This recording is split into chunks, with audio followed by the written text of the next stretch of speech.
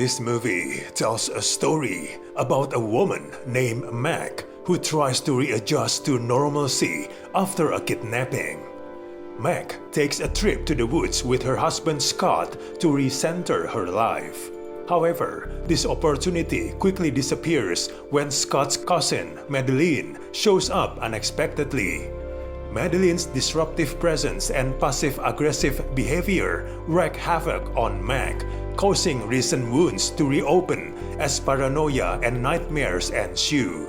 Her sense of reality begins to crumble as she soon begins to question everything around her, including her own sanity. First of all, this movie is emphasizing more on psychological. It prefers to mine its psychological terror from drama over scares, though it's using a few nightmarish scenarios and horror when needed. It is not interested in the inciting horror event itself, but rather in interrogating the complexities that the main character's survival brings.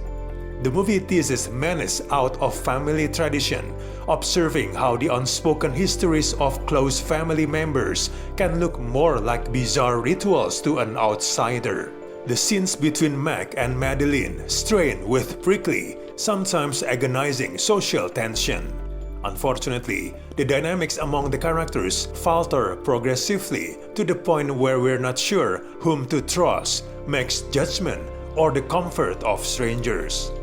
The main character is problematic because Meg's kidnapping obviously has affected her adversely. However, the movie centers around a protagonist who is afforded the space to switch between empathetic, unreliable, and even unlikable. Sometimes her PTSD seems to go as the plot deems necessary. While the movie gives its characters the space to be so broken and sometimes outright untrustworthy, it can sometimes make it tough to grasp Meg's account, especially when the genre elements ramp up.